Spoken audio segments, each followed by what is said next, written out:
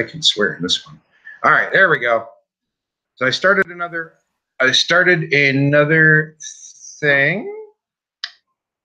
Hopefully people can see/hear. I went to the YouTube page. It's alive. Yay, everything's working. Hi, Chris. Hello. All right, good. We're all clear. Thank you, everybody, for hanging in there in the chat room. We appreciate that. I promise it's not because I'm drinking. I didn't do anything any different. It just created a different event. So, very good. Yeah, you know, here's the deal. I get that the box, I'm just going to rant about this for another minute because I'm pissed. I get that the box needs to hold every card. That's the whole thing. We all signed up for that. I get it, okay?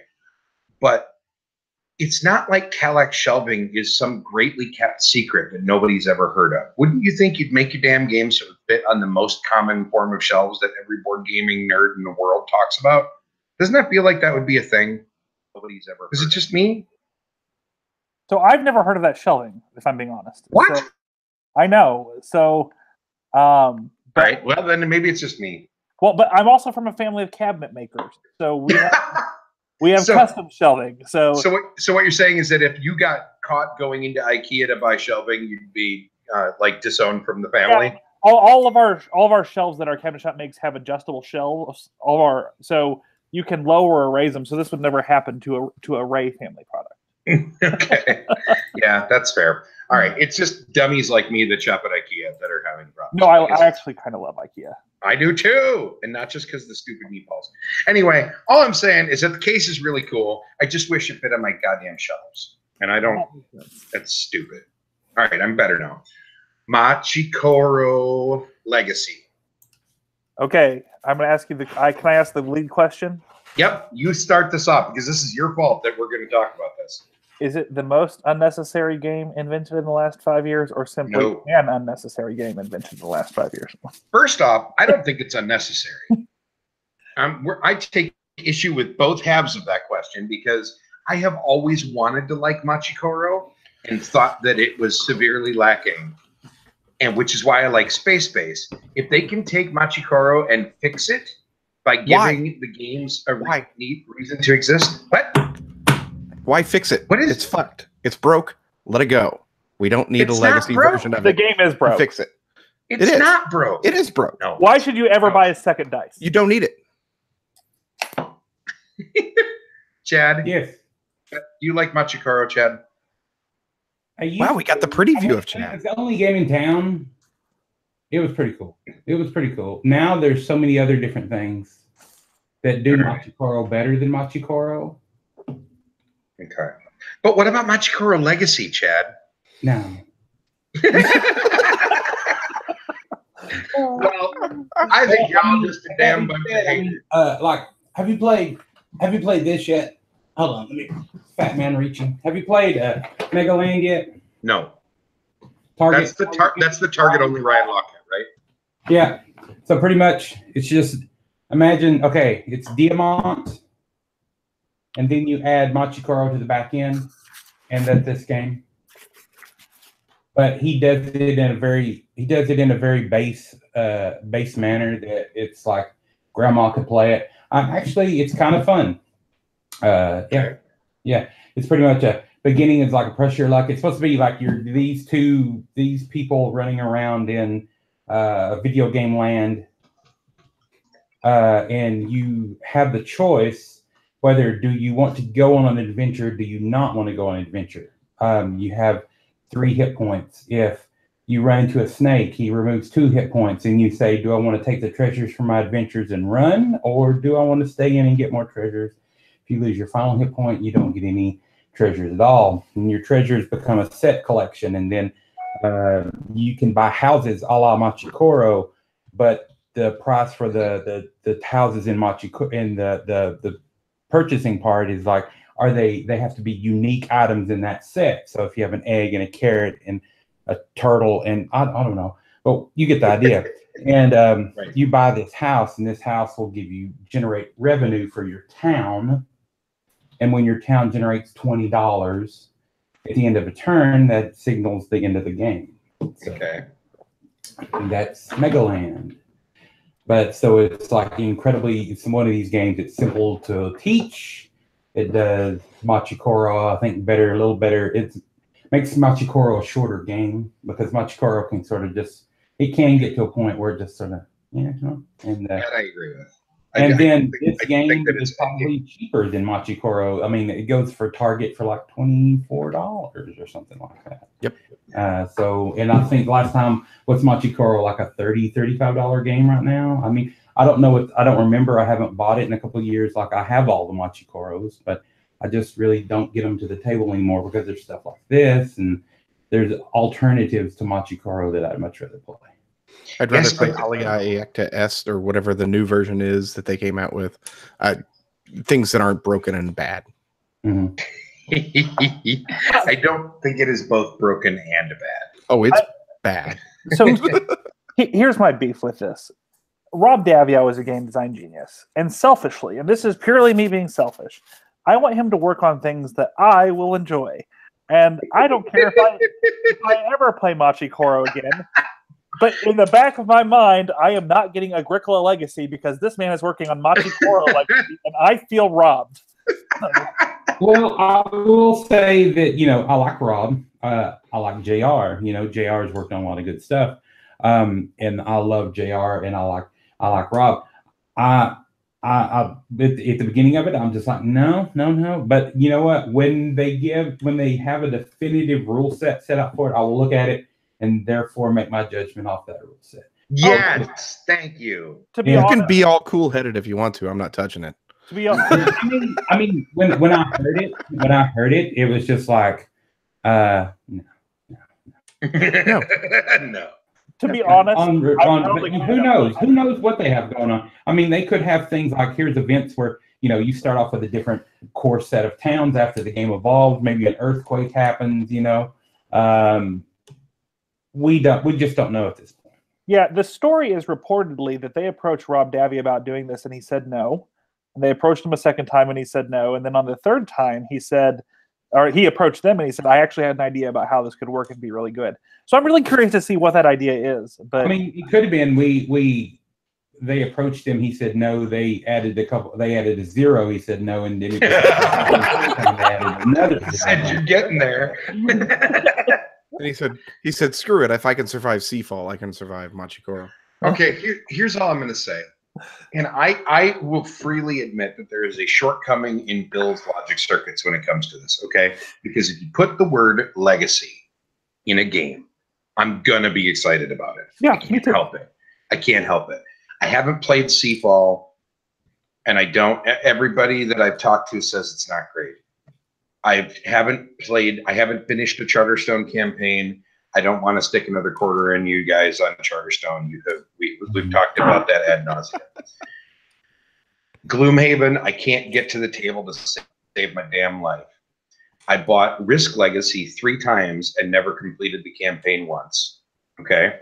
The only Legacy game that I have ever actually gotten through the entire Legacy anything of it was Pandemic Legacy Season 1. And that's only because my ex and I mainlined it in 2 days. So we're what, 1 for 6, 1 for 7 at this point?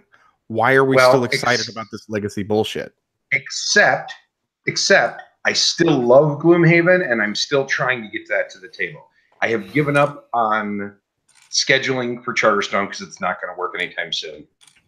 Risk Legacy I gave up on a long time ago. I want legacy games to be amazing, and I want them to come from humble roots, because I think that's what Risk Legacy did. Is it proved that even a game that is arguably very substandard can be made compelling if you do a good job with the production and with the storytelling. Risk is not a great game, but Risk Legacy is a ton of fun. It really is. Like, even if you don't like Risk Legacy is still fun. So for me, legacy games tend to offer the highs of the highs and the lows of the lows. I think Ultimate Werewolf Legacy and Pandemic Legacy Season 1 and 2 are some of the best games. Not legacy games, some of the best games I've ever played. Mm-hmm. Charterstone was probably the worst freaking game I played last year. And Oh wow, that's a bold statement. Yeah, somewhere in the middle is Queensdale, which I actually kind of liked, and I played that actually with Chad. But I will say that, you know, like this last week, I mean, on the whole, I was expected a lot of questions about why we didn't put Queensdale out or why it wasn't available. But I got asked like where was Queensdale at maybe one time. I never got asked about Werewolf Legacy at all. So but this is the problem of Essen, right? When Pandemic Legacy Season 1 came out of Essen, they had seriously 12 tables set up to demo it. And nobody was at any of those tables. And people were like, is Pandemic Legacy flopping? No, people want to do the Legacy games when they're at home. You don't want to spoil anything, and you want to play it with your friends. Now, I think what was the hottest game in the hot games room? I would probably say Detective. I would say it got so bad, so the premise is that you go on BGG, you have seen there's the preview, right? The preview. So we normally get probably on average, we ask publishers to provide 2 copies of everything. Do we always get them? No. We did have 2 copies of Detective though. And we base it on, we do not have teachers. We teach it just like you go to BGG Con. You take it off the shelf, you check it out, grab it, whatever, and you learn it yourself. However, Detective is not that sort of, it's one of those games, it can take longer. So, the base case is 4 hours, for Detective, just to give you a semblance of what you're signing on for. However, so closer to like a Time Stories. Yeah, it's like Time Stories. I would say Detective because I have played it. I played it earlier in the year. I would say Detective is more like if you took Sherlock Holmes Consulting Detective and made it a more modern age and added the advent of the internet, because you're actually looking stuff up on Wikipedia. You're doing stuff like that to actually to build to your case, to make it more immersive, to make it break that wall to actually touch you with the game. However, so Ignacy made the Con demo, which was like a 2-hour game, which could fit in a quote-unquote ticketed segment for Gen Con. It got so much demand, he had to bring us 2 extra copies, and he had to send a bunch of envoys over to help teach games because there was so much demand for it. So gotcha. There was a lot of people playing that game. Outside of that, I'd say I think the top 5 would have been, I think me and Doris went through there and just brainstormed off the top of our head. Detective, Gizmos, Detective, Forbidden Sky, whatever the new one is, Gizmos, Newton, trying to think, Everdell was always out. That people would always come and ask about. We had, at certain times, every night, we had Fireball Island. They'd take the copy out of the exhibit hall, set it up, and it was always in use when it was there, even though it wasn't for sale at the con. We had tons of stuff there. So Symphony Number 9 was played a bunch, that Moadius game. So it was, that was in our top 5, 6. Whatever. How is it that we have gotten an hour and a half into Cubist broadcasting and nobody has mentioned keyboards yet? I'm really opinions on Keyforge, but I don't want to say something too negative about it. I don't think it's going. Yeah. I mean, I just don't see it. I don't see it have sustaining power. I could be wrong. I don't see it sustaining. I'm curious about that too, but I think it's really exciting to see that they're trying something like this. Well, they have to, because they, Wizards took Netrunner back. Yeah. They've got Legend of the Five Rings, and it's, I don't think it has the overall appeal that Netrunner did. They don't have Star Wars LCG isn't around anymore. So pretty much they've got Arkham Horror LCG, which is not a competitive format. Yeah. The only competitive format thing they had going on right now was Legend of the Five Rings. They have to make something for that niche because I was really surprised that, yeah, they talked about Keyforge. I was expecting the competitive LCG, CCG sort of thing for this show to be Transformers.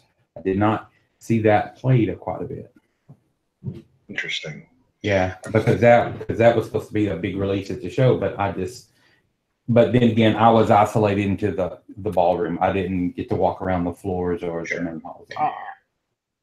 I am probably the least knowledgeable person on here to talk about this because I've never played Magic or any of those. I know nothing about CCGs. But it seems to me that if Keyforge can nail the gameplay, that's going to be a groundbreaking, hobby-changing game. Yeah. And you'll see a lot of companies replicate it. I mean, I could see something like Dominion trying to replicate it, but here's the thing. They have to balance those decks. And if they don't do it, this is dead in the water. Go too, so. They are balancing through. They're basically doing it through the app. And Eric kind of told us about this that Friday night. What they have, they're called chains. If a deck has been proven to be somewhat more powerful than other decks, basically what they have is they put chains on it, and basically it slows your progress at the beginning. So that's how they're going to try to balance it on the fly a little bit. So, but feeding off that idea. Yeah.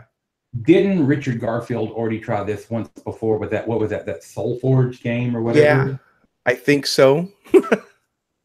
That was I don't know. Garfield game. It was with Justin Gary that did Ascension. I think, I don't quote me on that, but I mean, and it didn't do too well. I mean, I think it ended up. Yeah, it all boils down to gameplay because my God, CCG players are the most picky people in the world. They are. They want Magic. They want the gameplay of Magic because let's be honest, Magic captured a lot of. It brought a lot of people into the hobby, right? Yeah, for sure. They want. People want that sense of nostalgia. They want that game they played back then, and they're just not doing it anymore. That's how companies make money. Is they try to they try to say, hey, here's that sense of nostalgia. Here's the gameplay that it's going to be like Magic, but it's going to rekindle that, and you just can't have it. Sometimes you just can't go back again. I mean, you can say that about any sort of game that you played once before and you loved. Like. I think, Chris, me and you talked one time that you love Glenmore and you've played it 1,000,008 times. Somebody can come to Chris and say, hey, here's Glenmore. And Chris will be, yeah. And then he gets it and it's not Glenmore. And then he goes to the next game. Yeah. And I think by and large, a lot of us as gamers, we're looking for that one thing. And it's just, our trips as gamers is going from one game to another. And we're just kind of like nomads looking for our home again. And it's just not there. I would say, I would even rip up that even a little more, and I'd say it's almost like junkies looking for a fix. At some point, no, I'm not even kidding. At some point, a game, you fall out of love with it because it feels like there's something else.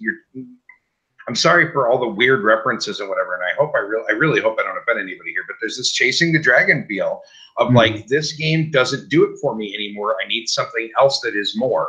Now, this game doesn't do it for me. I need something else that is more, which is unfortunately exactly like addiction. I mean, that's legitimately how addiction starts. It's a dark way to look at it, but I think it's the truth, right? Yeah. And I think that that's why you can't go back. Like, Catan doesn't work anymore for most quote-unquote hardcore gamers, not because it's a bad game, but because it's been there, done that. There's no Magic left in that box for us, right? Like this year, Starling Games, the people that did Everdale, they put out a game.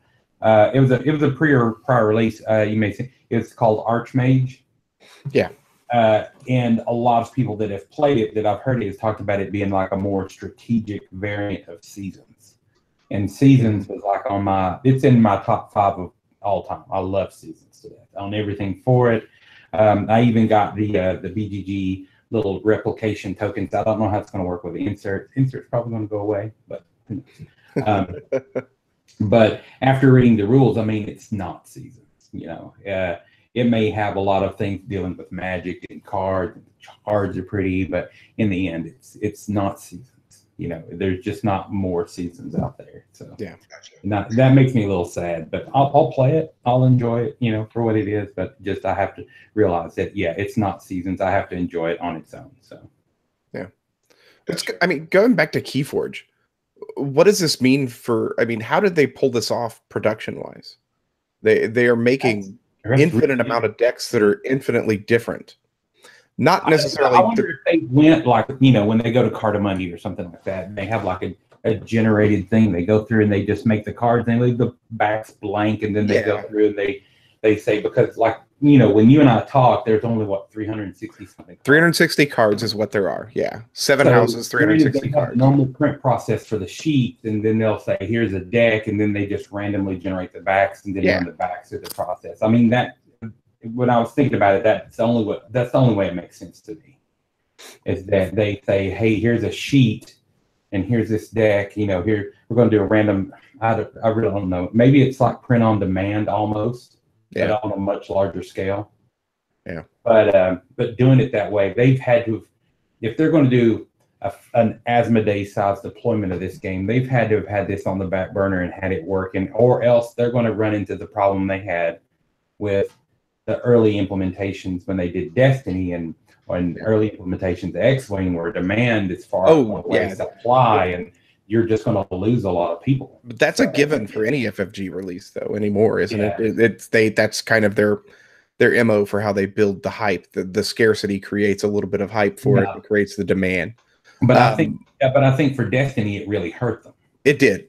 Yeah, I was excited about Destiny until I couldn't get a box. But I think it just actually did the opposite on that release. People are still playing X-Wing, but I think for Destiny, I think they lost a lot of players. Yeah. Also, I don't think Destiny's a particularly good game. I'm sorry, but I'm just going to throw that out there. I don't think the gameplay itself is actually all that good in Destiny. Yeah, I have yet to play it. I don't know if I will. I mean, when I got into that collectible dice stuff, I did Quarriors, and I own everything Quarriors because I collectible dice, and I bought it. I don't even play it. You know, I haven't played it in years, but I own everything for it because, oh my God, dice. So, and that's why I never got to like Dice Masters and stuff like that, because I thought, fool me once. So, yeah, see, and Dice Masters is here and gone for me twice. Couriers, I really liked, and it's gone. Destiny, I think, is actually a weaker game than either one of those other two games that you just mentioned. I think both of those other games are stronger. And I mean, I think the problem is just that I think Destiny, here's the deal with Destiny. Whenever you're talking about an expandable or customizable game, and if you're going to sell a base set, that base set has to be a really fun, interesting, multiple play experience before you're going to get people to really buy in, right? You not only just have to be able to deliver one game, you have to be able to deliver like 5 out of that main box before you're going to get people to really want to invest in it. Right. And the main box that you buy for Destiny is not 5 games worth of fun. It's maybe 2. It's like one where you figure out what the hell's going on, and then a second one where you realize that the game isn't any deeper than it looked like at first blush, and then you're done. Right. And only the Star Wars fanboys and the people that are always completionists are the othat that bought in. That is my humble opinion. I think that the game is just too weak. So, and some other stuff that was released at Gen Con that I don't think really launched the way I was talking about the Transformers. So Transformers took off. I didn't really see much of that around there. No. There was the new version of Illuminati, I think. You know, they did the re-edition of Illuminati. I never heard anybody talking about that. There was wasn't there a re-release of Monpok supposedly at Gen Con this year? Because a lot of people played Monpok and then it went away, and now they brought it back. I saw nobody playing Monpok. Because it was even back on. If you look at the back of the Gen Con program guide, it was a full sheet ad on Monpok, but I saw nobody playing it. In fact, what surprised me is that every single day, like if I had to go back to the booth or something like that to go check it out, I'd always go to the far end and come in, and every single day there was a line and a half to go to the Kingdom Death booth. And I was like, wow, that game has become, you know, they have got, now it's turned into a core audience, and it's just amazing. Yeah.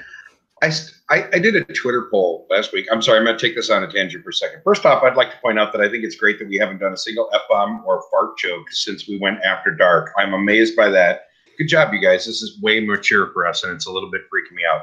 Secondly, I did a Twitter post where I did a poll asking people what they do with their expansion boxes. Okay, and the opinion that I presented ahead of time is that if you're going to, like, I don't keep expansion boxes, period, and I generally don't buy expansions at all unless I know everything will fit into the box, right? Like, unless I know for a fact that I can get everything into that first box, I don't buy it because I don't want a game with multiple boxes. Hence my Sentinels of the Multiverse nonsense bullshit I have that weighs 35 pounds, okay?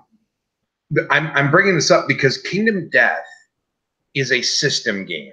That's one of those games that it is such a, like, enveloping system where once you start playing it, there's so much to do that I feel like they are just going to have a core for as long as they want to print stuff. It feels like it's going to do what Dominion did, right? That it's going to be one of those games that they're going to print money for a long time and they're going to keep selling this. Yeah, I want to think it's like, is another one like that, or I want to like that. It's got that feeling of like 40K. That people that are in 40K, all in for 40K. They don't want to hear anything else. Magic the Gathering. If you're in Magic, that's all you play. Yep. You know? Lifestyle games. Yeah.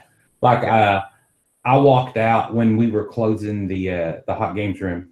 I'm sorry. I just got back, so everything's going to relate back to that. Oh, you're good. As I walked out, there was like two younger individuals sitting down at the table. They had opened their first core Kingdom Death Monster box set, and they were just and just breathing it all in. And it's just like, yeah, that's that. You know, it's, as you said before, it's just like junkies getting their first high. You know, yep. They've just them so hard.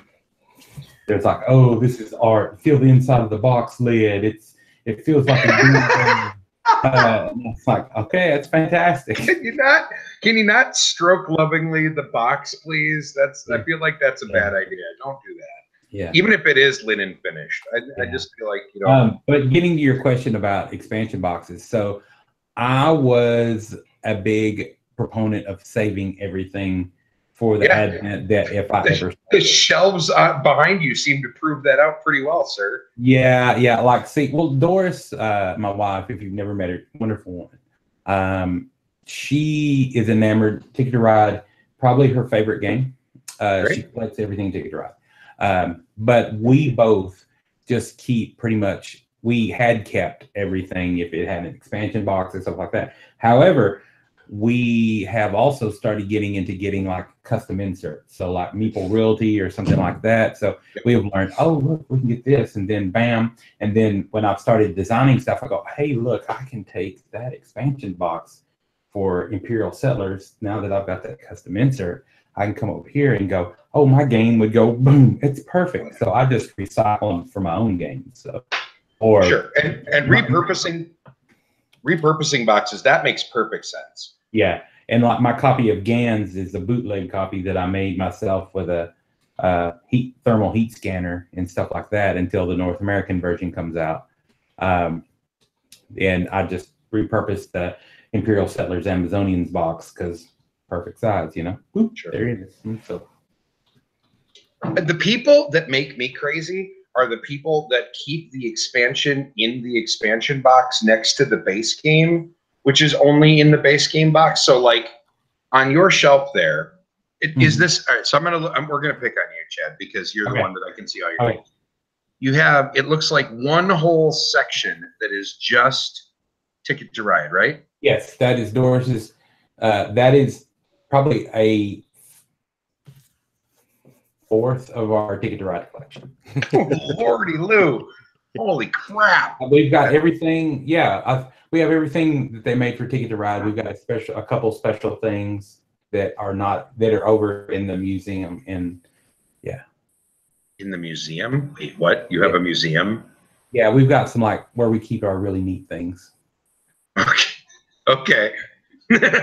Man, I thought I took games seriously, Chad. I don't hold a candle to you. You have a damn game museum in your house that isn't your regular games. That's amazing. Got all weird game artifacts and stuff like that. So, Chad, all I need to know is, do you have a spare bedroom and a week of your life that you're willing to give me? Because I kind of want to come over. A spare bedroom, yes. Not a week. All right. The time Damn is it. hard to get. Yeah, I gotcha. Time is precious. So each one of those things has its own stuff in it, right? So yeah, the Ticket to Ride stuff is all independent. Well, the 1910 cards and the 1912 cards, I think, are in that base set right there. But we still have the box because it's Ticket to Ride stuff. So yeah, that was back in our old mindset. So there's actually 2 copies of 1910. So we've got the 1910 in the box, which was printed later, and down below 1912 is when 1910 came in a tin box. And so we have that one because it came in the tin box. What do you think, Chris? Is that a little too much for you? I think I have. I don't have as much Ticket to Ride stuff as them, but I'm probably close. Okay. We've got a couple of custom, like we went through like the print on demand, the fan base boards. We went, the people that do, what is it, print and play productions. Mm-hmm. We had some of those printed up. Did you do the Emerald City one or whatever? Yeah. I gotcha. Yeah.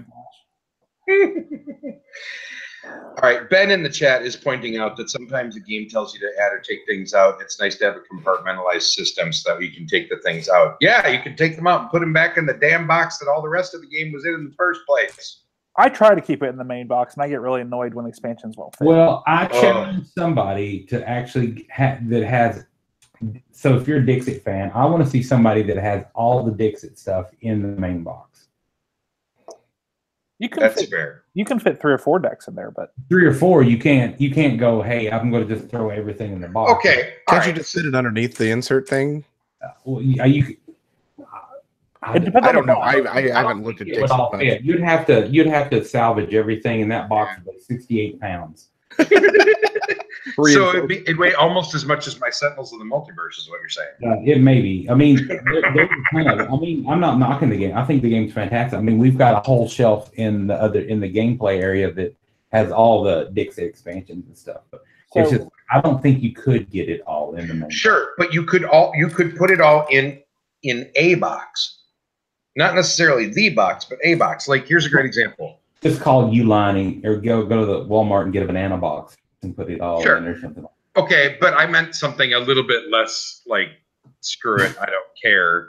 Like for instance, my copy of Eclipse, okay, my #1 game, right, is not in its original boxes anymore. It is all in a plastic. I think it's like a plain old tackle box storage. Yeah, something like that. It's actually its own critter, and it's 2 hours south of me, so I can't show you right now.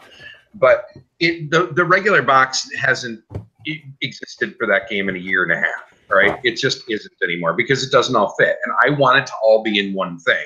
So if the main box won't do the job, I will go find a box that will do the job. Right. Which is like, that's why like Jamie Stegmaier, everybody was kind of laughing, right? Because he sold boxes that just told Scythe. But you know what? If you can get your entire copy of Scythe into a single box, I'm calling it a win. I think it's great. Right. I'm on board with that. I know. And Brandon, go ahead. Nothing. I see the look in your face. No? All right. Well, I did a copy of Mongolian Goat Rodeo, and I don't have I didn't. God damn it. Now I made a box for it. Is that a real thing? Can we back up to where Mongolian Goat Rodeo is a sentence that you say out loud with a straight face? Have you never What the played hell is Mongolian that? Goat Rodeo? No. When's the next time It's you're a going to be in Tennessee Texas? thing. What the hell are you talking about? When's the next time you're coming? Well, you're not coming this year to Texas. Maybe next year. Yeah, I will be there next year. Okay, then I want you to give me like maybe an hour, and then I'll teach you Mongolian Goat Rodeo. Okay, but by then, Okay. let's be clear. By then, Mongolian Goat Rodeo Legacy will be out. Yeah. And So, by yeah, then, you may have a copy of Shadows. Mongolian Goat Rodeo. It's a big. It was a con game. So basically, have you ever played like the Adventures of Baron Munchausen or something like that? So it's pretty much in the style of that. So you play. So the thing is the board is just on the table, and you lay it out. It doesn't have it. Some versions have a dedicated board. Most do not. And the game itself is a deck of cards and some dice, and you get a handful of gold coins. I went to Party City, made custom coins and all that stuff, and maybe some yardsticks or rulers or whatever. So the premise of it is you play 3 Sherpas, that are riding goats, and they're of olive. You choose a color, and out in the distance is a pylon, and there is a ball that drops in the middle of the field, and your goal is to take one of your Sherpas, pick up the ball, go around the goal, and come back to the finish line. I don't know why this is so funny to me. So the thing of the game is you actually here's where the Baron Munchausen element comes in. So on your turn, you can roll the dice for how much you move. You move your Sherpa out, and then if you want to make up a rule on the fly, saying like, okay, I want like my Sherpa has like a jetpack strapped to the back of his goat and gets an extra D6 of movement, but we have to roll dice to see if it fires, and then you have to pick somebody else at the table to set the target number you have to hit on the dice. So I'd go, Bill, what do I have to get to see if I shoot off my jetpack that gives me an extra D6 of movement? Bill has to give me a number that I roll on 2D6. That sounds like an 8 to me. All right. So then you have to give me that number. I have to roll it. Maybe it doesn't, and then I have to give you a story of why or why not that didn't fire. But see, if you give me a number that's 12, you go next, and you're going to come up with some outlandish story, and you're going to have, and somebody else is going to do that to you. So it's sort of like a group regulated that thing. So, and then when you come around the pylon, you come back, and then whoever gets the thing wins. All right, Chad, I want to say two things about this game. What? Number one, you have my undivided attention for 60 minutes next time we're at a convention together, guaranteed. And number two, you need to describe games more often, because I swear to God, you sounded like you were making that shit up for like the first 2 minutes of that description. I had no fucking idea what you were talking about. You were just saying words, man. And I'm like, all right. And the weirdest part about it is that it all actually made sense, and that freaks me the hell out.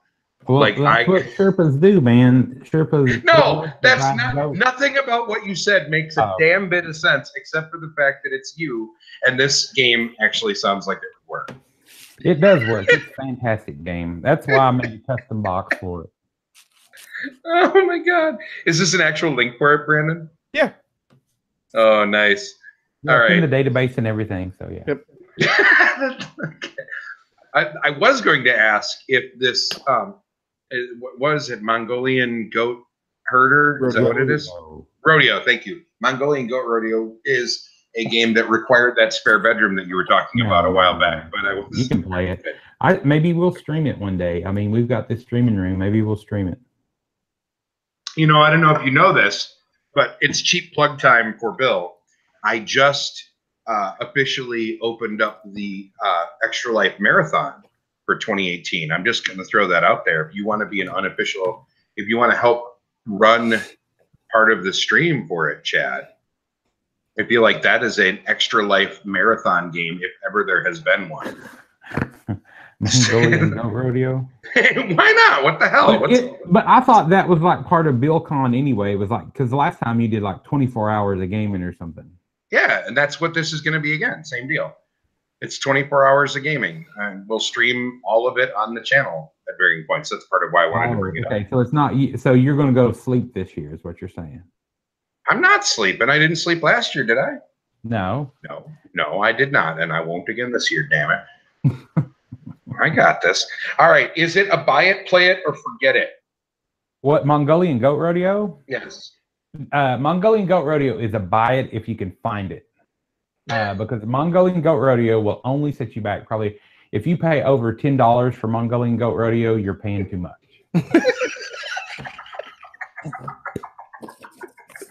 But the problem is you have to find Mongolian. Yeah, you gotta find Mongolian Goat Rodeo. Yep.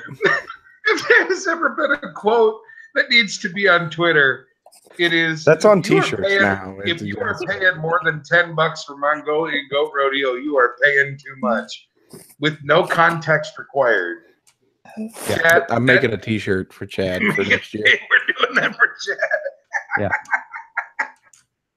I would pay $10 for Mongolian Goat Rodeo. I'm just the last iteration of Mongolian Goat Rodeo actually just came in It was a 52 card deck, print and play, and they put it out that way.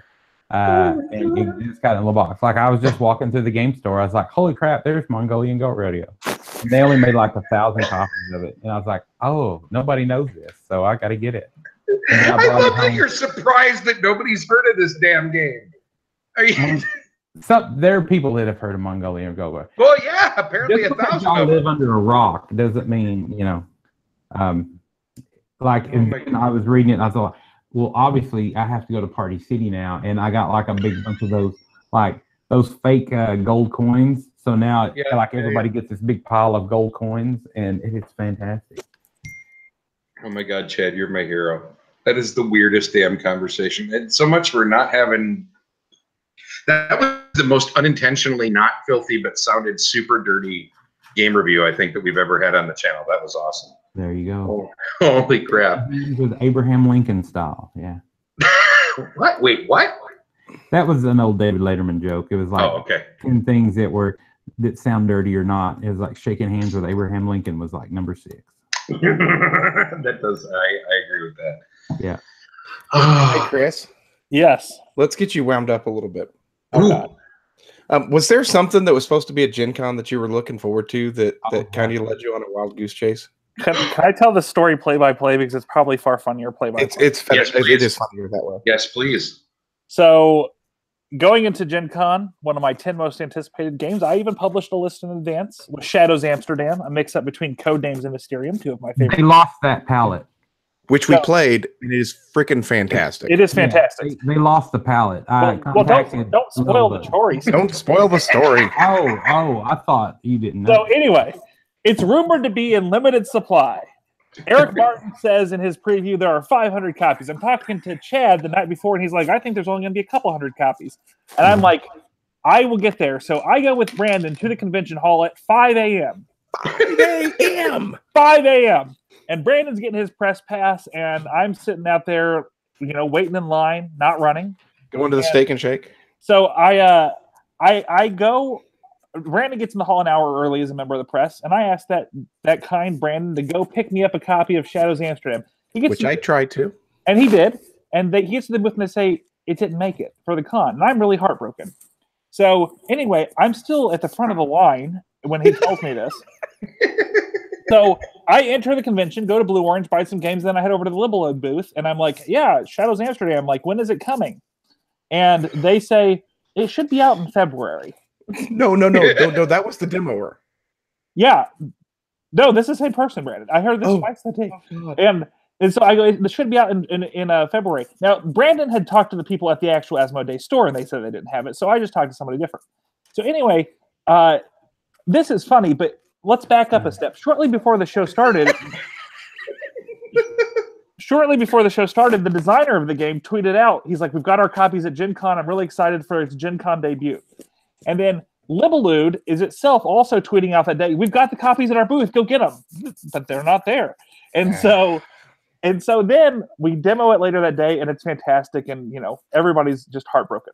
So but we asked the demoer when it was coming. Yeah, so we demo it, and we asked, and they're like, yeah, maybe like October. And so she didn't know, and so it's, and I think February was also repeated at that point too. It was like February. She was like, maybe it's February. No, I really don't know.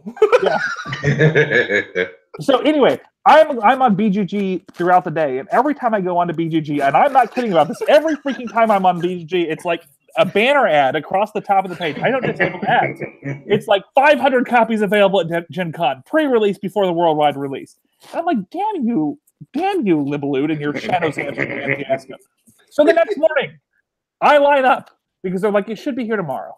And so I finally get people to say it'll be here tomorrow. I line up, and I message them. Yeah, Brandon sends a Twitter message to Libellude, and they're like, yeah, it didn't show up today. So then throughout the day, I am repeatedly telling Brandon, they're like, it could be in later today. Like, they're like, it could be in Friday. So, like, up until the moment I leave Gen Con, I'm asking for this stupid game. They continue to run ads, by the way. Yeah. That's the best part of this. So then on Saturday, they tweet out, on Friday they tweet out, on Saturday we will definitely have our 500 copies at the booth. It's clear customs. Yeah, we have we have actually left the convention. So I asked Brandon and all of my connections to get me a copy of the game if we can. Here's the best part of the story. They lost the pallet. The games never showed up at Gen Con whatsoever. So there are 500 copies of Shadows Amsterdam floating around somewhere. And in the Indianapolis area. I'm thinking of driving out there and finding it. Like, it's like, I found it, you guys. We got this. Yay! This is a game where you are hiring, you are employed by somebody wanting a private investigator. And I think I could use my skills for this game to find that pallet. So, you lost the demo, Chris. You weren't that good. I wasn't that good. I lost terribly. But what kind of publisher keeps tweeting that it's coming when it's not even there yet? A publisher whose social media presence is managed by somebody that isn't at the convention. Yeah, they were in France, I think. Yeah, that's exactly how that goes. Is you have a social media branch that has nothing to do with the actual boots on the ground people, and the boots on the ground people aren't successfully communicating. That's what that is. But February, and I know, or maybe October, I mean, possibly tomorrow. Let's be honest. At this point, with how things have gone, I'll be lucky to have it by Gen Con 2019. Yeah. Well, see, on the bright side, it'll be at Essen. I hope so. There you go. Here's my question, and this is a serious question. What if they now have 500 copies in the United States, and they are months away from release? What the hell do they do with those 500 copies if they find them? There's a chance they don't find them because there's a chance that they end up in the back of my SUV. Well, you ain't gonna fit a whole pallet in the back of your SUV, buddy. We can get a U-Haul. If I can ride back from Indianapolis in the back of John Luker and Brandon James, I can fit Shadows Amsterdam. I got this shit, motherfucker. We got no problem. All right. So the short answer is they probably ship it back to wherever their fulfillment center is, or they talk to a U.S. fulfillment center and be like, "Look, help us out."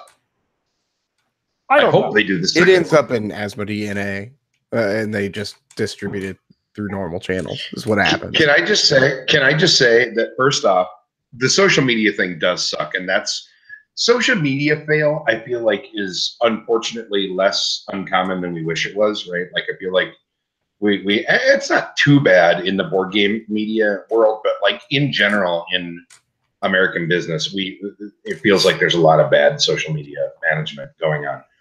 But having said that, publishers, most of the we tend to forget how small the pond is we're all swimming around in, right?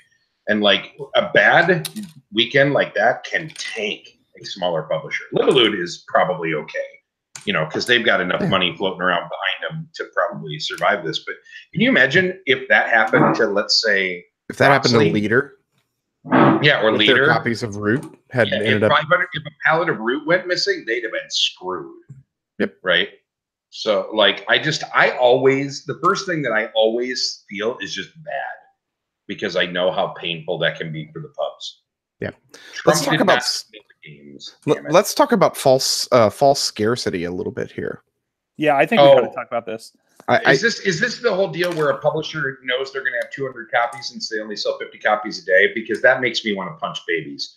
It's partially that, but it's also the fact that we say that we are limited in our quantities, but yet you have 4 days worth to sell, and we keep seeing them every day and every day and every day. Sure. So there's my biggest two ways one that this is done. My biggest one is Spell Chasers, which was a Renegade title.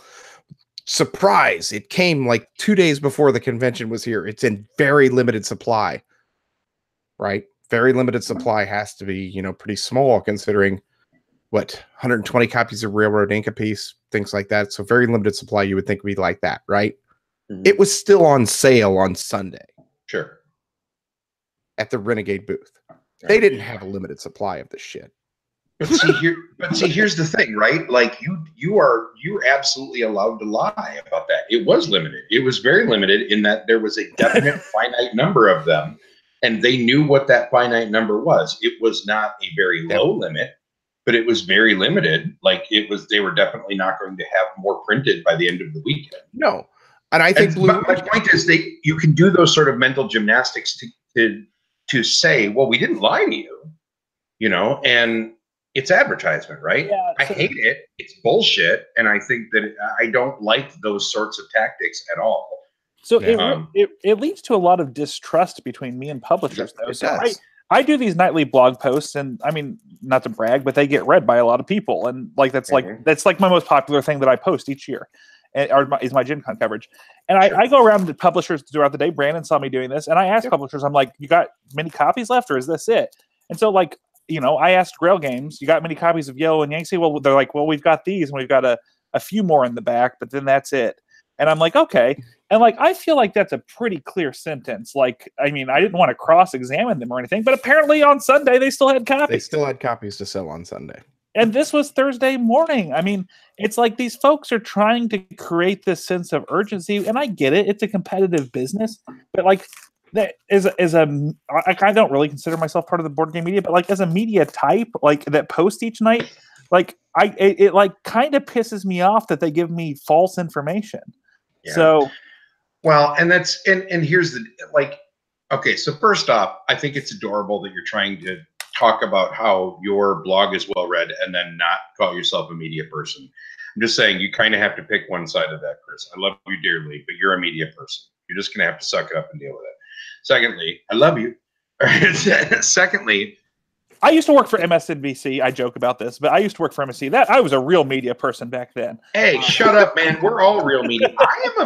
Hey, look, I don't know if you're aware of this, but I have been labeled a media pundit at this point, which I think is freaking ridiculous considering what we are actually doing. While Brandon was waiting, I was going to tell the story. I'm sitting there in the press line waiting, for 2.5 hours, and I get this lovely little tweet from Chris, and it's a picture of him with Chris Matthews, and says, "This is what real media looks like." What the shit? Nice. Hey, Paul in the chat just pointed something out that I think is really important. I think he says the goal is to sell out. I agree with this 150%. I think that absolutely the goal is to sell out. It's all well and good to make sure that you have plenty of copies for everybody so everybody can go home with your game at a convention. But what's even better is to actually sell out. So that way the buzz is, our game was so flippin' hot that we blew out our entire stock in 47 minutes because nothing is going to get people paying attention faster than that. Now, the backlash is if you're stupid and you only bring 50 copies and you sell them out in 47 minutes, then you're just an idiot. But if you bring a reasonable number, like let's say one pallet that you manage not to lose somewhere in downtown Indianapolis, you know what I mean? And you can sell that pallet of whatever it is over the span of your convention, you go home with 0 copies. That's a success. That's what you should be doing as an exhibitor. My ever so humble opinion. But either if you sold out or didn't sell out, I don't think that should matter. But it does. No, whether it should. No, what should matter is whether it's a good game or not. If you have a great game, you got 50,000 copies there, and you don't sell out. Absolutely, that's what should matter. That's what should matter.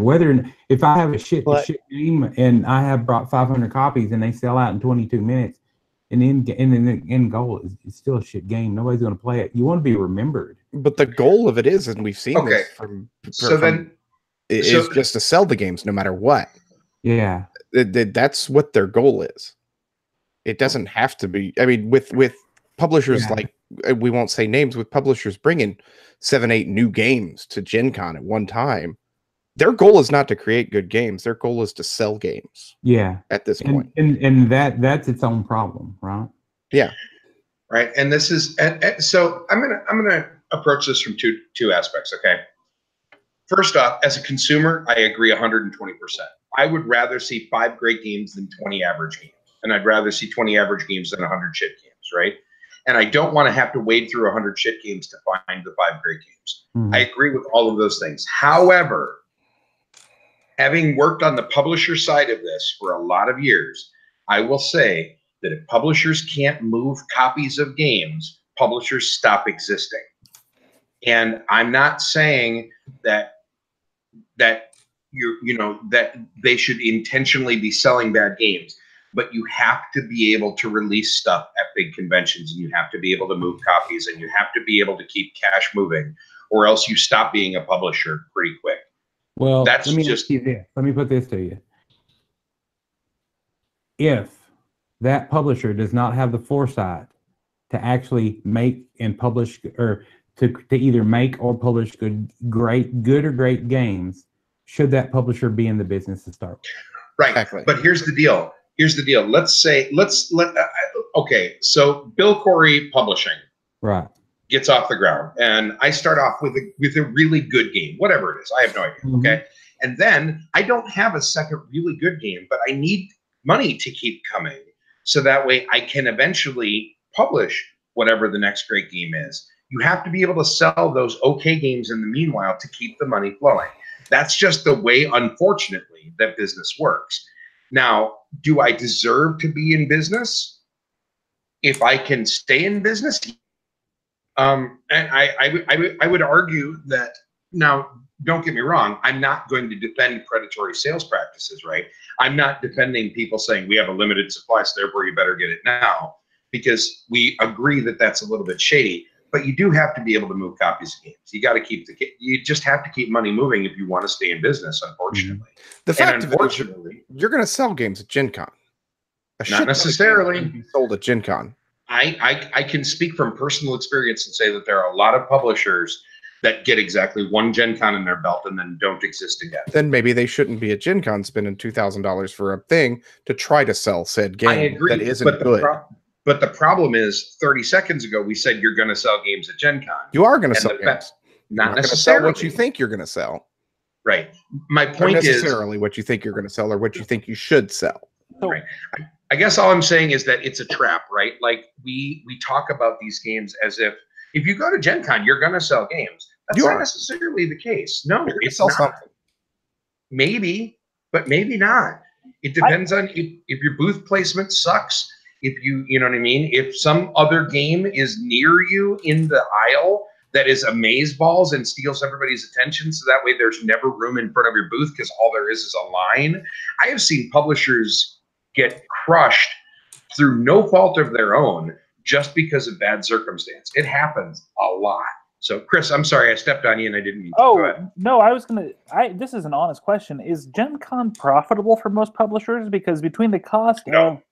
Yeah, I would imagine not. Just because the cost of the booths are so high, you have to really move a lot of product for that to be a profitable venture. Not to mention the fact that the cost of Gen Con is so high that in order to be able to treat your employees well and have a staffed booth such that you can actually do things, you're spending a lot of money on infrastructure just to make that show happen, not counting the booth cost. I actually went to a booth this weekend that I was actually paying their people and taxing it. They were paying them the minimum wage or whatever the wage was.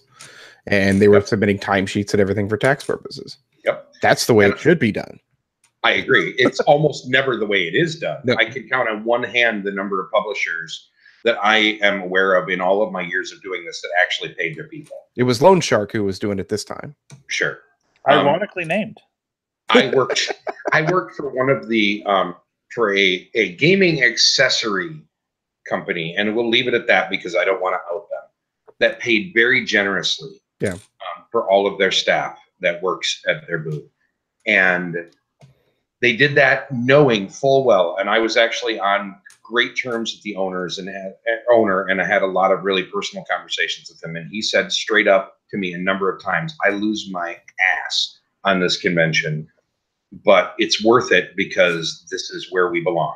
Yeah, I mean, it really should be marketing budget write-off. I mean, it's... Yeah, and that's how he looks at it, absolutely. But the problem is when you are trying to get in on the ground floor, you don't have a marketing budget write-off budget where you're like, well, you know what, if I lose $5,000 this week, you know what I mean, it will have been $5,000 well spent because I'll get my name out there. $5,000 can sink a lot of new companies. It's sad. Like in the grand scheme of things, that's nothing, right, in business terms. But in our tiny little pond, that can be the difference between publishing your second game and being done. It sucks, but it's the truth. Yeah, my regret is I feel like this wasn't a phenomenon 3 years ago. I never really felt misled by publishers 3 years ago. Yeah, I did. And, I mean, this year I really felt misled by a lot of them. I'll give you. Can I give you an example? Sure. I'll give you a great example. The year that Spirium came out, Okay, it was one of the big buzz games. Okay, it was a big deal in media the year that it came out. And the whole deal was that there was going to be a limited supply, and you were going to want to crash the doors Thursday morning. And they were going, and we can't guarantee we know how many copies there's going to be. We've got a bunch. We think we have enough, but we can't make promises. And that was how it was worded. Okay. Can't make promises. And so we all lined up, and it was a stupid line for this game that there were still walls of on Sunday. Yeah. Okay.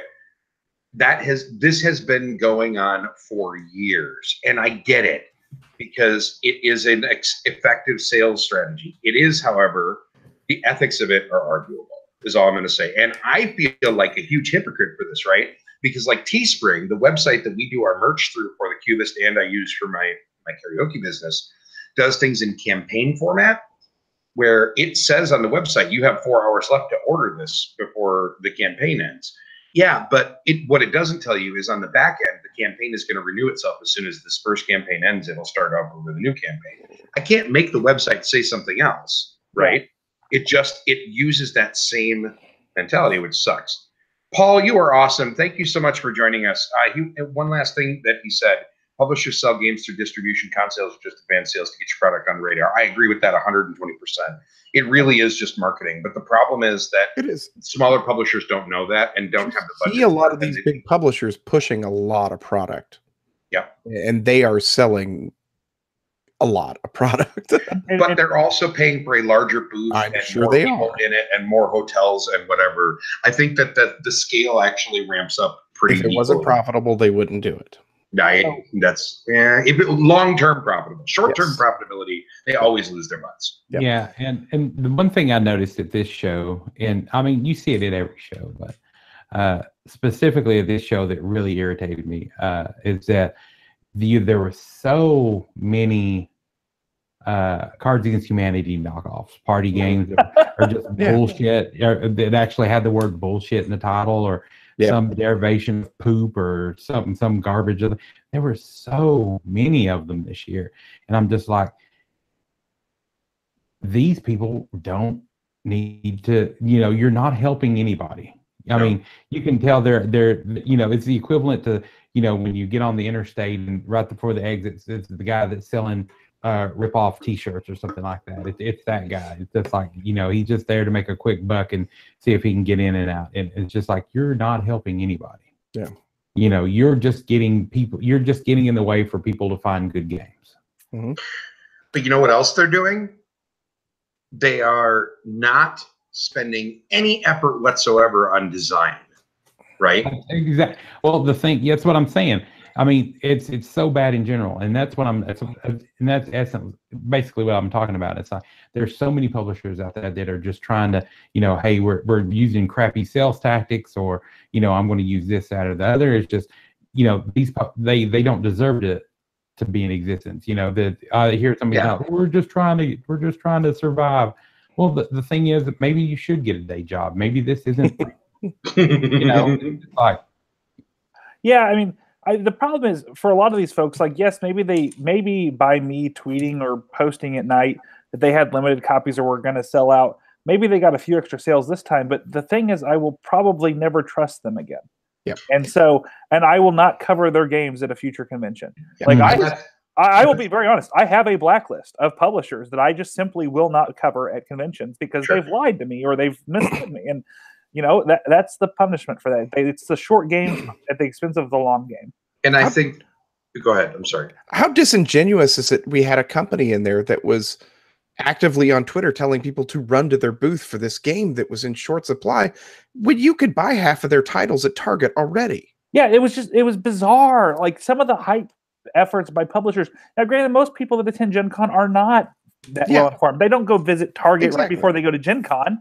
But I mean, that's still just disingenuous, and it's sleazy. And I kind of visit Target before I go to Gen Con. I did too. I bought Villainous there before I went. Villainous and the game and Megaland and. Yep. Just so we're clear, I always visit a Target before I go to a major convention because I stock up on crap for my hotel room so that way I don't have to buy $12 hot dogs. I'm just throwing that out there. I think I missed that Concrete episode.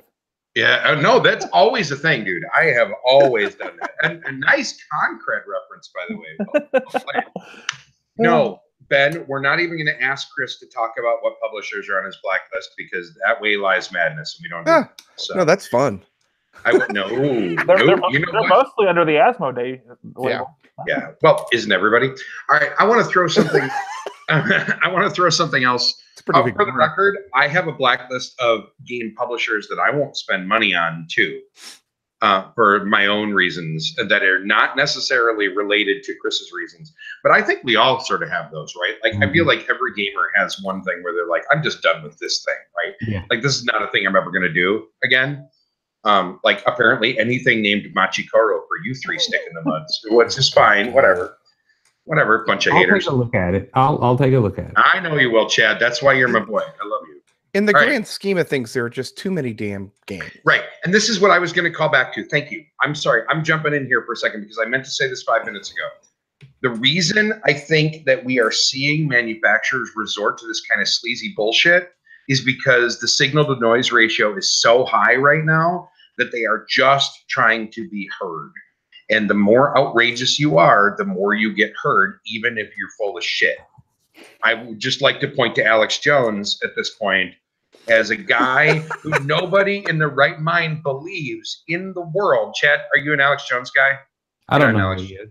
Okay, good. Excellent. Well, good for you. He thinks that we're turning the friggin' frogs gay, and we'll just leave it at that, okay? Mm-hmm. He's basically yeah, it's a long story. Google him, Chad. You're going to have an hour of amusement. All right? But my point is, the reason that most of us know who Alex Jones is because he's so damn ridiculous that we can't help but notice him, right? And unfortunately, it's for all the wrong reasons, but we all know who he is. And I just inadvertently sent web traffic to him because now Chad is not going to be able to resist but Googling him. Yeah, probably not. As of today, I don't know that you can find him on Google. Yeah, he's gone. That's a good point. I forgot. He got banned from all the things. The website you're looking for is InfoWars. Don't buy his vitamins, Chad, and we'll just leave it at that, okay? Yeah, I don't know who that is. I don't keep up with that stuff. That's all right. I promise you, Chad, I am not steering you wrong, and I'm not trying to send you to a terrible thing. You will laugh your ass off for a solid 15 minutes before you delete your browsing history. It'll be great. But that's my point, is that at some point when publishers or any business person starts to feel that the signal to noise ratio gets too high, they start to do stupid shit because they need to be heard. And I think that's part of what you're seeing here. There are so many games. What did I see? A tweet that there were, 600 games released at Gen Con? 600 games released or debuted, shown. That's insane. But 200 of them were about poop, or the word and another 100 of them were on pallets in Indianapolis somewhere that never showed up. Well, yeah, that 600 number is so artificially high just because not only all of the things that they just mentioned, but if games were released to Origins, they got put on the list. I mean, yeah. I think Chad, don't you actually help put things on the list? Yeah. Yeah. So I mean, there's a lot, and like if you sort of a lot of stuff on that list is demo only. Yeah. So the first thing I do when I go to that list is click away from demos. I'm not interested typically in demoing games that aren't coming out. So, and that narrows it down pretty quickly. I agree. My point is, I don't care what the actual number is. There is a graph that made the rounds on Twitter a couple of months ago, which is just a stupid number of games that are being released regularly at this point, to the point where none of us, I don't care how many games you buy, I don't care how inconvenienced you make your friends in the backseat of your vehicle as you're driving back from Indianapolis, I don't care how many 2x4s you have to use to prop up your game shelf. You are never going to be able to keep up with all the crap that's coming out nowadays, even all the good stuff coming out nowadays. We just did an hour and a half where we had multiple great games to talk about, and half of them I didn't even know existed until we got there. There's too much stuff. Yeah, and at the risk of opening Pandora's box, I think this overproduction of games, and I do actually think that's a thing. I do think we're pretty. Yeah, I do too. I think a lot more things are getting through that just shouldn't get through. I mean, like we've noticed typos on games this year. That was mentioned. I think. Arboretum. Yeah. I mean, Arboretum. Sorry, it's Arboretum. I found a typo in the Railroad Inc. rule book when I was reading it the other day. Chan, hold that up. This is Mongolian Goat Rodeo. Okay, there we go. I just wanted to see it. Sorry, I'm better now. There you go. Thank you, Chad. But yeah, sorry, Chris. I didn't mean to step on you there, but I saw him holding Mongolian Goat Rodeo, and I needed. No, but I think that's part of it. Is like things are getting rushed out, and like I know that this makes me sound like a jerk, and God knows that people could read any piece I write, and I'm sure there's a million typos. But I'm a blogger; I'm not selling anything, and Right. so it bothers me. Like it's like if you couldn't proofread your rule book, how do I have any confidence that you did a good job writing your rule book, and how do I have any confidence that you developed your game? That really bothers me. But there is a publisher that is pretty successful that I shall remain nameless that has yet to publish a rule book without a typo in the last 2 years. And I know this because I've looked at I all just of got a them. Kickstarter in from a fairly large publisher now, I guess. That the rule book was just ridiculous, and it was a game that I was stupid excited about, and I muddled the way through it. The game was okay, but just going through the rule book just made it so terrible that I was just like, yep. And you know what? As somebody that likes Rodney Smith and Paul Grogan and Slicker Drips, there's a part of me that's like, cool. I have 3 guys that I know are going to have jobs for a good long while because we have to keep getting videos for these damn games because rule books aren't getting a whole lot better. And for people like Travis Hill and Dustin Schwartz and all these other rulebook editors that we know, right. I want to be like, will you please use these damn people? They're there. They want to work for you. Do it. Yeah. Not only does it hurt us there, I mean, where these games are being produced are being swamped with shit after shit that's just coming at them. Mm-hmm. Yeah. And you remember, I mean, they said they ruled out so many games at the SDJ this year just because of rule books. Yes. Yes. And you know what? At first, when I first read that, I was like, oh, really? I'm like, but then I thought about it a little more and I'm like, yeah, you know what? Good. Because at some point, we're going to have to get this wake up call, right? Like the industry is going to have to figure it out. We have to stop supporting bad publishers. Like we just got to stop giving them money, right? Exactly. Like, and that's what I was saying. You know, if you don't care enough to make a good game, or if you think you have a good game, but you don't want to put forth the effort to do it properly, you know, just step aside and let somebody that does, let them do it. So I'm going to tell you something. Here's something real personal that I've talked about a little bit on the show. And this is going to sound like I'm trying to be funny, and I promise I'm not. The only thing I ever wanted to be when I was a kid is a fire engine. Is also a fire engine. Actually, okay, I'm sorry. You're right. There were 2 things I wanted to be, Chad. Thank you for keeping me honest. The other thing is I wanted to be a game designer. I was convinced that I had a good mind for design, for game design, and for what would make a good game. And I would argue that I still have a decent mind for what makes a good game. My tastes may not align with everybody, but I have a decent analytic mind. What I don't need to do, however, is design games because there's too damn many of them out there now, right? Like, and I don't want to have to fight for the attention of people amongst a sea of crap. I'm just not interested anymore. And I think that's okay. I don't feel like I have lost part of myself. I feel like I have made a conscious decision that there's no need to add more noise because my games might be fine, but am I William Attia? Am I Uwe Rosenberg? Am I Stefan Feld? Am I Phil Walker Harding? No, you know, I love that those are the 4 names I popped up with and I couldn't come up with Reiner Knizia to save my life. Sorry about that. So I do have to say one. So speaking of Reiner Knizia, I mean, obviously, I think he was the hot designer this year. Sure. But, you know, one thing that for aspiring game designers, on a positive note, I think I think part of the problem we see among game designers, and I've designed one crappy game, not published, and I know Chad, you've designed a few, but I mean, a few crappy games? Are you? No. I've played 2 of Chad's games, and one of them was good, and the other one was fantastic. So, the thing is, I think Reiner Knizia actually is onto something with how he designs games, and I think that's what's kept him going so long. He will come up with a game design in an afternoon, which is amazing. But here's the thing: he will come up with the outlines of a design, and then he will either abandon it and put it in his famous shelves, or he'll actually eventually pursue it. So this guy, it basically for every few, let's say for every few dozen ideas, he gets one game published. Yep. I think part of the problem in this hobby is aspiring game designers focus with a lightning-like intensity on just getting that one game idea they have out the door. And I really think that the best way to do this is to come up with a lot of design ideas and then pursue your best one. And I actually think publishers would be better off if they published like that too. I mean, so maybe it's just about being more selective and being more critical of what we're creating. Well, and here's the deal: for every and here's the problem is that you are 100. I think you are right. However, there are enough standout examples proving you wrong that it's hard to say that with any kind of real authority, right? Like Far Off Games, Zaya Legends of Drift System is a good game. It's a lot of fun. It is a passion project for this dude. It's the only thing he publishes. It's the only thing he wanted to publish for the first 2 years. I think he might have a second game now. I don't actually remember. Yeah, I would equate that to the blind squirrel finding a nut. Right. But then there's also Isaac Jonas talking it off, saying, "Hey, this is the hot game at the show." Yeah.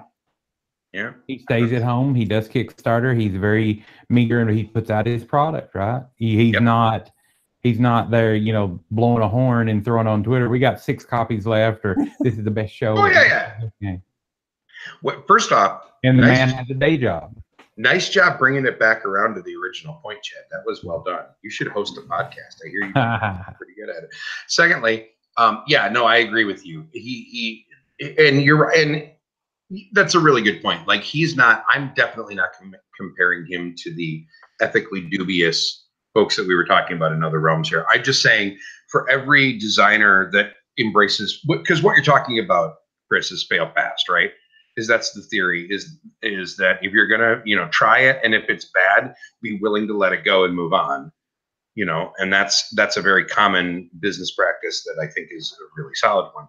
If what you don't want to do is sunk cost, right? Like you don't want to keep pouring good money after bad and keep spending time on something that isn't going to work. But sometimes if you keep pouring your time into something, you get Gloomhaven, the #1 game on BGG, right?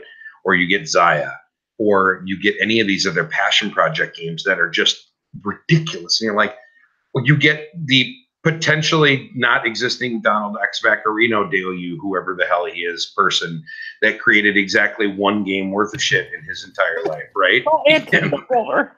Kingdom Builder. No, Kingdom Builder is not worth a shit. No, I will. This is a hill I'll die on. That game is hot garbage. So I say this every year, and people think I'm joking, but I'm not joking. Do you know what I think the best-selling game of Gen Con 2018 was? Dominion. Dominion. Sure, that doesn't surprise me. What conversations were we hearing in the lines? Yeah, every year I'm sitting in line and people are like, "Yeah, I'm gonna go get the new Dominion expansion," or like, "Have you heard of Dominion?" I feel like the lines at Gen Con are Dominion evangelism. You've got this gigantic RGG like room set up for people to play Dominion, and like, why? I can answer this question. I think Magic. Yep. Because Gen Con is not a board game convention. It is an everything game convention.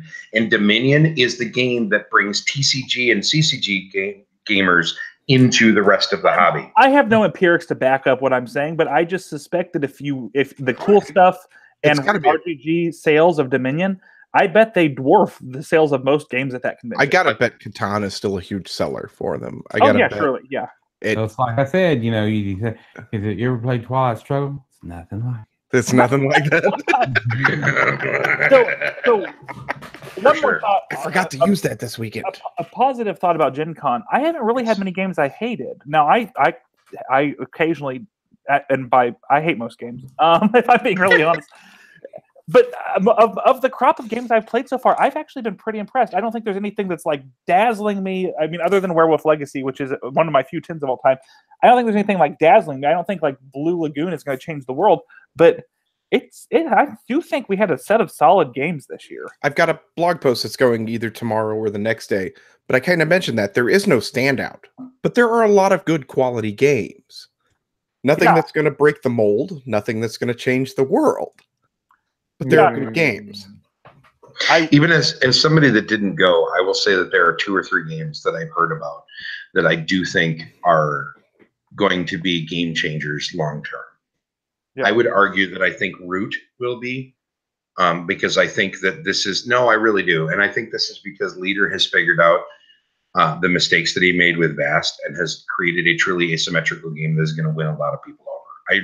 I genuinely think that. I think that this is going to win over people that want a light tactical war game style game in a really interesting way. Yeah, I really do. You're limited in your scope there, but that game was selling pretty well. Well, let's talk sellouts real quick. I mean, after you're done, of course, Bill. Yeah. I think that Keyforge, even though it isn't necessarily perfect, I think that it's going to be a game changer because at the very least it has Richard Garfield's name behind it. It's going to be a game changer, either good or bad. Yeah, one way or the other. I'm not promising it's going to be good. I'm saying that when Garfield comes out with something, people pay attention. As much as we might not like to admit it, his name carries a hell of a lot of weight in our industry. Like arguably more so than most of the people that we fanboy over as hardcore board game nerds, right? Yep. Like I would argue that Garfield carries more weight than that. So I think. I mean, he still makes really good games. You know. Yes, he does. And Treasure Hunter too. Yeah, and a couple of really bad ones, right? I even played Beehive, which was the remake of whatever that he did for Calliope. I still think that's a fantastic game. Yeah. The third one that I'm calling it, and I called it in my head before, which I guess isn't really calling it, but I'm going to say this right now. I think Too Many Bones is 1 year away from completely dominating sales in some really weird ways. I think that if they can get their production shit together and actually do print runs worth of crap and get the price down, which I think they're going to turn the corner doing, I think Too Many Bones is going to be a big deal, like system game that's going to get that core audience, sort of like Kingdom Death Monster is. Is that the minis game where you're playing pirates? No, Too Many Bones is the sort of RPG game with the chips. Oh, I don't know. It's sort of, for lack of a better term, it's kind of like people talk about it and stuff. It's just it's not on my radar. So. The problem is that it's so expensive right now that its base is really limited. But I think they're going to turn the corner and figure out a way to make it cheaper. That's my prediction. So I think by 2019, because they gamed the system a little bit, which I think is kind of shady on the thumb system. But if you look on their list, they have a lot of really passionate fans about all the stuff that they announced this year. And I think they're going to be a big deal moving forward. All right, so Brandon, go. So sellout wise, we had Root, which sold out, but that's limited numbers and a good booth space right by a door. We had Newton did, but I'm not going to even count it because it was so limited anyway. It was going to sell out regardless if it was shit in a box. Dinosaur Tea Party sold out. Forbidden Sky sold out. And had a lot of copies. Yeah. Gizmo sold out, as did Railroad Inc., but those were also of the limited variety. I think Chad's Catch the Moon, that was a really rare one that sold out. Well, I mean, they only had like 20 copies. Oh, is that all? Okay. Then it's even more than Newton. Then it's even more than that. Sagrada, surprisingly. Sagrada and the expansion sold out. That doesn't surprise me. Detective sold out, but I'd argue that's because of pre-orders and Ignacy working the system. And War Chest sold out. I want Detective so bad. That's the one game that I really, really want that I've heard about from the show.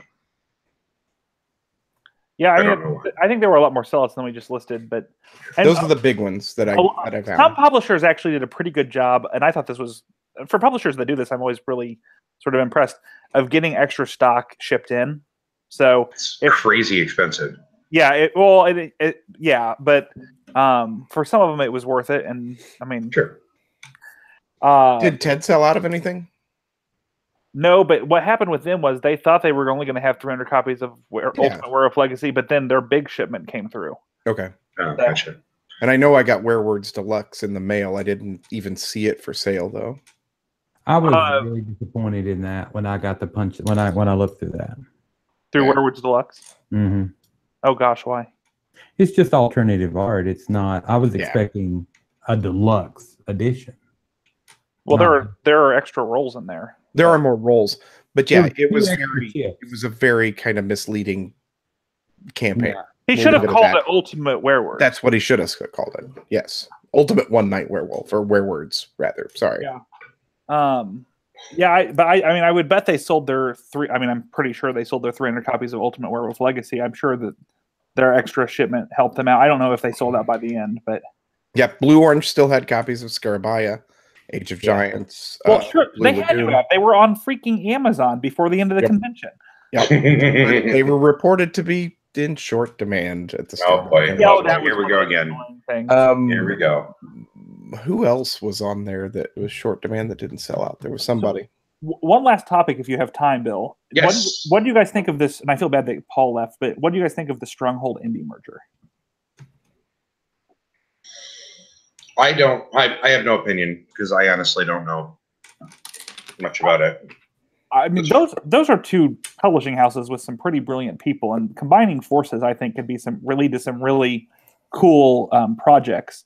I'm generally skeptical of industry mergers because I think Asmodee's mergers have killed off a lot of creativity and innovation in the industry. But this one, I've kind of come around to being pretty happy with. So there are, you know how I said before that there are some publishers that I won't spend money on.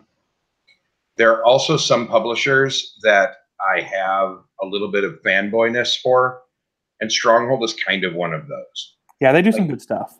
Not only do I like Steven as a human being and have a lot of respect for who he is and what he does, but they've done some really amazing stuff, and they got their start bringing back cool old games, which I sort of respect the hell out of. Like that they started with established stuff, which I think is pretty rad. So 777, they brought that back. Yep, Outpost with one of my great games of all time.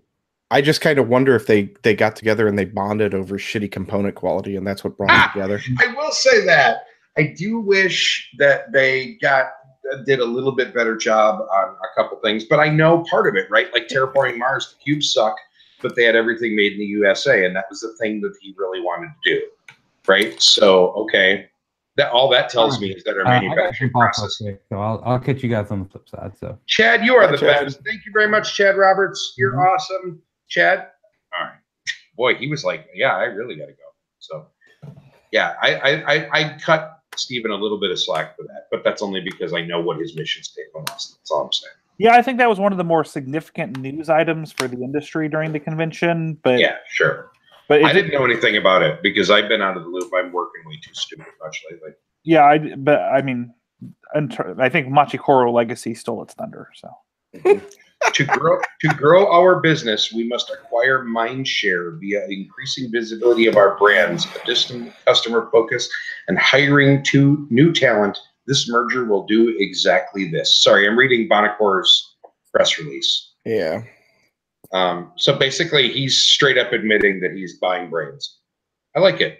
I don't think he's buying brains.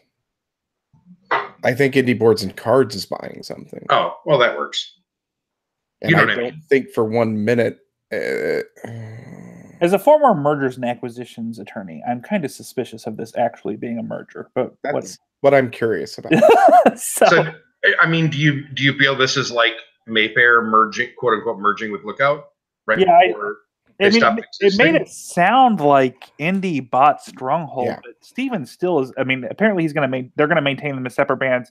So that sounds more like an acquisition than a merger. A merger would be a true pooling of companies, but yeah, merger might be the wrong word here. Yeah, they're going to use 3 different companies, is what they're still saying, or 3 different heads, right? Yeah, that's pardon the legalese, but that's not a merger. But right. But I think this one's probably good news for the industry. I'm generally not a fan of industry consolidation, but these guys have some brilliant minds that operate in different segments, and it'll be cool to see what they can do together. Here's the deal. We've gone through, it feels like 2 or 3 separate waves of consolidation in this industry, right? Like we started off with Hasbro buying everybody. Mm-hmm. Right, like the failure. Actually, the first one was Wizards buying everybody. Let's start back there, right? Yeah. With Wizards buying TSR, that was the biggest deal, and then Hasbro buying Wizards, and then Hasbro buying Avalon Hill, and then a couple other steps beyond there before eventually that all went the way of the dinosaur. Okay, now we had the Asmodee thing, right? Well, actually, we sort of had Fantasy Flight that kind of did their own thing, and then they got swallowed. And now we're starting to see smaller companies that are banding together. I wonder if this is more just a survival tactic because there are so many other big mergers happening elsewhere that these smaller, what we would think of in our tiny little pond as big publishers, are looking at the $1 billion potential sale of Asmodee and going, holy shit, we're not going to be able to roll with these guys. Like, there's just no way. It's really weird to me to think that this may be the second or third or fourth largest game company right now, with the merger of Stronghold, or not merger, the consolidation, whatever you want to call it, of Stronghold, Indie Boards and Cards, and whatever the other company is. I forgot their name. I closed the window already, sorry. I will argue, though, that being that big, you still got to have good games. Oh, yeah. No, and I agree with that. And I agreed with that from the beginning. Go ahead. I would assume, I don't know the board game industry that well, but I would assume that it helps them get better distribution. Yeah. Yes. And I would assume it helps them get towards the front of the queue for publication. Yeah. Economy of scale is a big deal here too. And then I would also assume it helps them get better contracts with the European publishers for being the company that brings them over here. And those three things are really important in this industry. Yeah. So, I mean, any sort of sizing up, I think, is probably a good thing for these companies. It's just that a lot of them, when companies get bought in this industry, they have a way of not producing anything special going forward. Mayfair. Sorry. Well,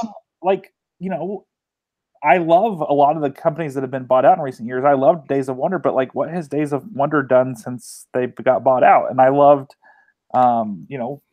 that's probably the biggest example, but sure.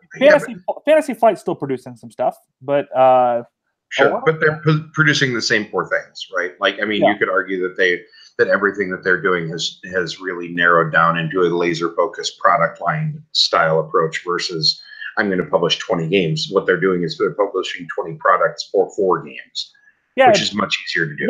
And I will say one of the cool things about this industry, and you don't see this in many industries. For example, you don't see this among airlines. One of the cool things about this industry is that a company with just a couple good games can really make it big. Yeah. And I think this is Bezier's story, right? I mean, I think Ultimate Werewolf and then One Night Ultimate Werewolf have really driven, Bezier's profitability and allowed them to make good games like Suburbia and Castles of Mad King Ludwig. And so, I wish all the small companies the best of luck. So. Yeah, I agree with that. And I said something. I just want to do this sort of parting shot. And if we have parting shots, we can do that. But it's almost tomorrow, so we should probably wrap this up. Okay. I think that I said 15 minutes ago that I didn't want to be a publisher or I didn't want to be a designer anymore because I recognized that the signal to noise ratio was really high. I stand by that from a personal standpoint, but I will say this to anybody that is listening to my voice that thinks that they want to design a game, design the damn game. Now, whether it sells or not, don't bet your farm on it. Don't quit your day job to design whatever your damn game is, right? But we need fresh brains coming up with new games, right? Yeah, they should design the game. They just maybe shouldn't be rabid about getting it published. If they need to be honest with themselves about whether it's good. Yep, and shop it around and let people that aren't your grandma and your best friend and your cousin play the thing, right? I think we need to keep the diversity flowing. But I agree with you that I think that the quality still has to be there. We don't just need diversity, right? We also need quality to come along with it. Yeah, and we don't need reskins. We need fresh mechanics. Yes, Cards Against don't design one of those. Look, if you take nothing else away from the show, nobody out there in the history of the internet, pay attention, listen to me. No one needs to make any more Cards Against anything. Just stop. If you find yourself saying this is sort of like Cards Against Humanity, stop. Reevaluate yourself. Stop. Go have a nap and a cookie. Think about your life choices. Come back tomorrow and then design something else. Yep. Please. We're all begging of you, except for maybe Brandon. Brandon will probably play it, but everybody else. Either that or he fell asleep, one or the other. All right. It's almost tomorrow. You guys are the best. Thank you so much for hanging out with me tonight. This is the cleanest After Dark I think we've ever had. I'm almost fuck that. I'm almost disappointed in us, right? So Well, I mean, Shadows Amsterdam was a clusterfuck, but other than that, it was fine. there you go. You know what? Bill didn't even get to go at all. And all I'm saying is that, Chris, if you don't mod 3 games of Ultimate Werewolf Legacy for me, I'm going to be really hurt. Oh, yeah, we'll do it. But Brandon already gave me crap about taking time. Fuck Brandon. Don't listen to him. He's an asshole. He was like, you're going to Kinda take time out of the convention to do this? And I'm like, yeah, because 15 people will love it. Damn fucking Skippy, he will. A third of your convention is going to be playing it. That's what And I'm then saying. 24 people will love playing a massive game of this. So. That's right. There you go. You know what? I normally wouldn't show this, Ben, but we're going to show it because I feel like it. There we go. All right. You guys, Ben's just swearing to help us swear more with the show. I appreciate it. All right. You guys are the best. Thank you so much. Everybody, chat room, last 4 hardcores. Thanks for hanging out with us all night. It's almost tomorrow. Yeah, it is tomorrow, and you made it. Good job. So, all right, everybody have a great fucking week playing games there. I got one last one, and then we're done. Go get some sleep, everybody. We'll catch y'all in 7. Be good. Bye.